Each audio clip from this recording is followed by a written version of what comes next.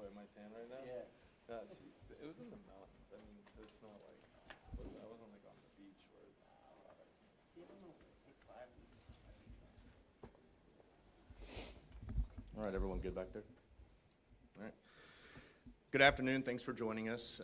I am Mike Benner, Public Information Manager here at the Portland Police Bureau. We are, of course, here to discuss the events of last night where 2 of our officers were shot while on duty. I can share that at 8:21 last night, officers assigned to our North Precinct responded to the area of Northeast 21st Avenue and Northeast Clackamas Street. The caller who contacted 911 reported that a man he did not know had threatened him with a knife. Officers arrived and located the suspect on Northeast Clackamas Street between Northeast 16th Avenue and Northeast 17th Avenue.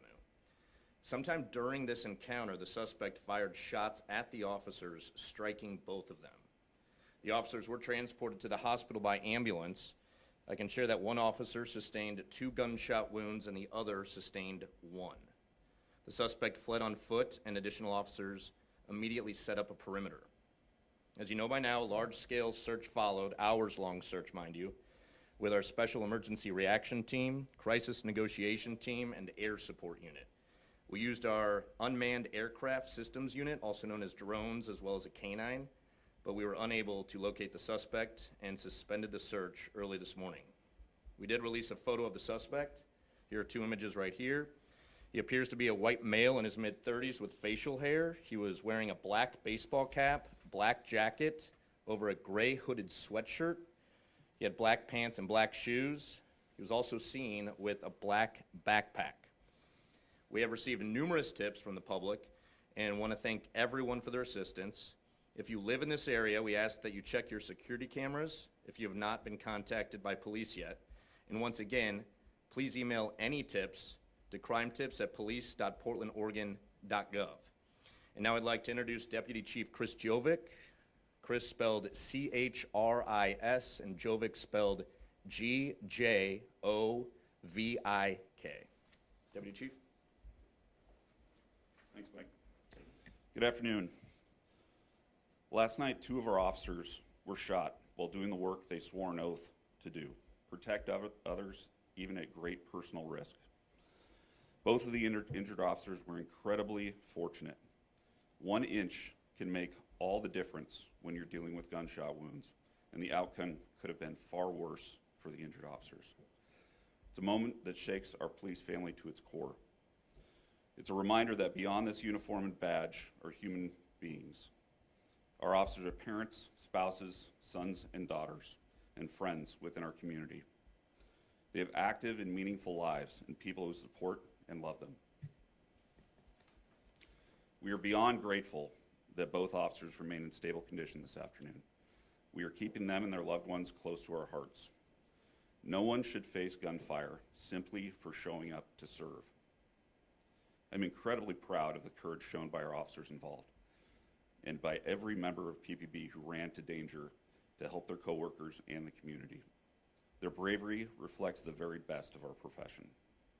We are incredibly appreciative of our support shown by the community.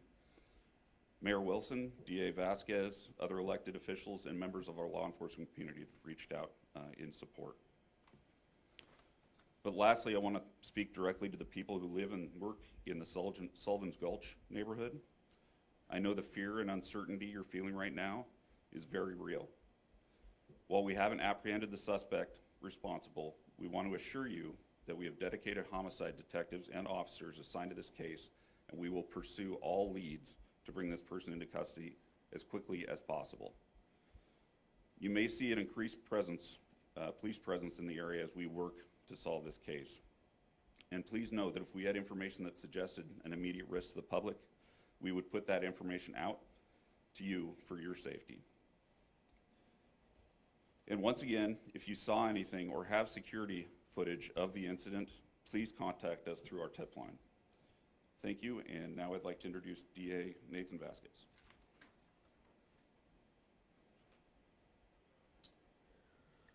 Well, thank you for coming today. And first, I want to say that my thoughts are first and foremost with the 2 officers who were shot in the line of duty. I was shocked when I received this news last night. And I can tell you that my wife and I are so grateful that they survived and that they're on the path to recovery. The outcome is truly a testament to their strength, their teamwork to take care of fellow officers, and really the life-saving effort that was put forward. This is a horrific reminder of the dangers that they face. These officers put themselves in harm's way to protect our community, our families. And what happened to them? This was a serious act of violence that will be treated with the utmost gravity. And I'll tell you that an attack on law enforcement is an attack on the safety of this community. Our office is working closely with the investigators to ensure that the facts are thoroughly gathered and that we will pursue full accountability in the justice system. When this person is apprehended, my office will hold him accountable to the fullest extent of the law. To the officers and their families, you have my full support and the full support of my office. We will stand with you, and we are committed to seeing this person held accountable. Thank you. Thank you, DA Vasquez.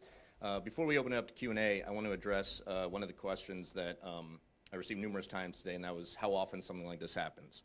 I can tell you that the last time PBB had an officer shot and injured in the line of duty was August of 2021. And the last time we lost an officer to gunfire in the line of duty was January of 1998. One of the follow-up questions I've been receiving is how often do our officers come under fire and have deadly force used against them? It is numerous times over recent years, but we don't have those numbers readily available. But I do have someone working on that right now and can hopefully share that by late afternoon in time for the newscasts. With that, we will open up to Q&A. Please understand that we are in the throes of it right now. We have people on the street working this case actively as we speak, so there's not a whole lot more we can share beyond what we did, but we're happy to entertain some questions. How exactly are you going to find this person? Like, what's the strategy there, given the description you've given in the grainy kind of photo? Like, where is that? What's the status there, and what are the challenges there? It's good work. Yeah, I mean, this is our strategy, right? We're putting out information for the public to respond to. We've received numerous tips from the area residents and from people outside of that area. So we're following up on all of those tips, hoping we can garner more information, more video footage, and bring this to arrest. Was there any return gunfire from the police? There was no exchange of gunfire. The threat to the individual who called this in, was it done in conjunction with some kind of theft? Were they trying to steal something from that individual? I have no information regarding that. Are you able to go more into the officer's specific condition and also where they were shot for specifics on the injury? No, I'm not going to share that. They're crime victims at this point, and we're treating them as such. Are they speaking? Have either of them been released from the hospital at this time? They're both in stable condition at the hospital right now. Was there any indication when you arrived at the scene that this individual was armed with a firearm? No, there was no indication of that. Can you share how many officers responded to the scene initially and what precincts they were assigned to? The members were assigned to North Precinct. Throughout the entire event, it was a citywide response. So when the officers arrived, was there any exchange of words? Like, was there any communication between this individual and the officers? What was said? I don't know specifically what is said. I've not viewed the body camera footage. That is all being handled by detectives. And these people are in, medical distress at this point, so they have not been able to be interviewed.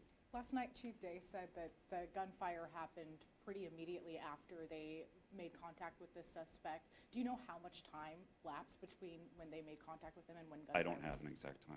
Sorry. Obviously, this is body camera stills, right? Mm-hmm. How essential is body camera in this investigation right now? It's somewhat new to the department. Yeah, over the last year and a half, we've had our body cameras, and this is going to be incredibly important to closing this case. Do you have other surveillance from the area that you're? We're taking in all tips right now, and we're following up on all of them. I don't have a specific number of surveillance cameras that we have. Yeah. Do you plan to release the video as well so that folks can get a better idea of who this suspect might be? Yeah, this is an interesting case, right? These are two police officers that are victims of a very heinous crime, right? So we have to respect their privacy as well.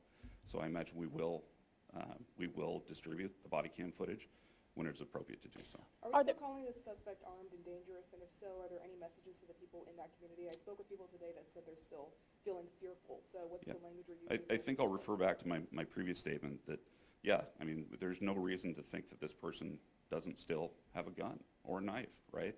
If we have any specific articulable information that shows a risk to the public, we will get that information out as soon as we have it. Does the Bureau have access to or a contract with a company that would, say, deploy artificial intelligence to match? No. Then that's not something that the Bureau would do. No, the city doesn't allow that.